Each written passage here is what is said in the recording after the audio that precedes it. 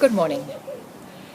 I'm taking the text for this sermon from the Message interpretation of Paul's letter to the Romans, chapter 5, verses 3 to 5. It reads, "We continue to shout our praise, even when we're hemmed in with troubles, because we know how troubles can develop passionate patience in us, and how that patience in turn forges the tempered steel of virtue, keeping us alert for whatever God will do next." In alert expectancy such as this, we're never left feeling short-changed.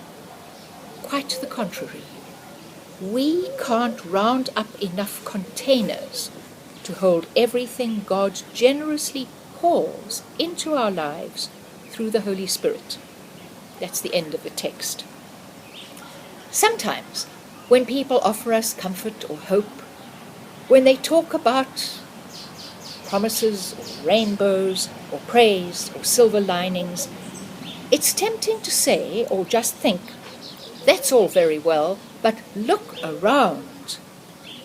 Pandemic and starvation in the present, complete uncertainty about the future. The bitter race boil in America and the world, bursting all over our television screens. But of course, we can't really tell Paul that he doesn't understand trouble. In 2 Corinthians, probably written before the letter to the Romans, Paul describes his life since his conversion to Christianity. "I've worked much harder, been jailed more often, beaten up more times than I can count, and at death's door time after time. I've been flogged 5 times with the Jews' 39 lashes, beaten by Roman rods 3 times, pummeled with rocks once. I've been shipwrecked 3 times and immersed in the open sea for a night and a day. In hard travelling, year in and year out, I've had to ford rivers, fend off robbers, struggle with foes, struggle with friends. I've been at risk in the city, at risk in the country, endangered by desert sun and sea storm, and betrayed by those I thought were my brothers. I've known drudgery and hard labour, many a long and lonely night without sleep, many a missed meal, blasted by the cold, naked to the weather." Paul is someone who understands trouble, and so we have to pay attention when he assures us that we can't round up enough containers to hold everything God generously pours into our lives through the Holy Spirit. We also have to pay attention to the fact that Paul is saying this in the letter to the Romans. Martin Luther called this letter the chief part of the New Testament and the perfect gospel, the epitome of the gospel. Modern theologian Frank Thielman explains that he loves the letter to the Romans because it is such a clear, hopeful, joyful explanation which puts the whole Bible together. So, we need to pay attention to Paul, and we need to pay attention to the letter to the Romans. And then we need to pay attention to the Christians in Rome, recipients of the letter. Paul wrote this letter because the Christians in Rome were fighting each other. They were having difficulty seeing and treating one another as equals. Paul was trying to forge this hostile, suspicious, convinced of their own rightness mess into a faith community. His advice to them in chapter 14 of Romans is pertinent today. Welcome with open arms fellow believers who don't see things the way you do. Remember, they have their own history. Treat them gently.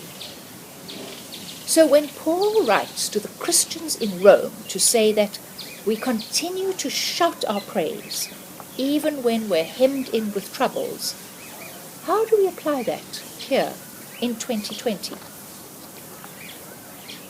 When troubles befall us, Paul wants us to remain alert for whatever God may do next. Well, we're all alert right now. Stay alert is the watchword for COVID in the UK.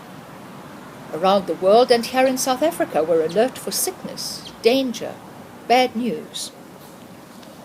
But perhaps Paul is not talking about fearful alertness, but about something else when he talks about keeping alert for whatever God will do next. In the very next sentence, he uses the phrase alert expectancy, and later in the same chapter, he talks of adventurous expectancy. In Romans 12, a very clear roadmap for Christian living, Paul encourages Christians to be cheerfully expectant. One place for this cheerful expectancy to start is in our senses. It's easy for our 5 senses to pick up danger. We have to remind them to be alert, to be expectant to the good and the beautiful as well. And when we have found what is beautiful, perhaps something as ordinary as the sound of someone laughing next door, we have to pause. Maybe a burning bush is not a place but a time, and maybe right there in that laugh, God is speaking to you. The epitome of hopeful expectancy is surely a dog who thinks you are about to take it for a walk or give it a treat. Your every movement is under intense scrutiny. Eyes follow you. Ears are pricked. Tail wags hopefully. The alertness of all the senses is for something good. The intense focus is on the giver of good things. I wonder if our souls have tails. Tails that droop when we're waiting for something bad to happen, and wag hopefully when we're in a state of adventurous expectancy and we are focused on what God will do next. And as we focus on God, what God is giving us now, what God has in store for us in the future, as we attune heart and mind and all our senses to the good, perhaps we have to define good things differently, especially when we look at Paul's life. What were those good things that God poured out on Paul?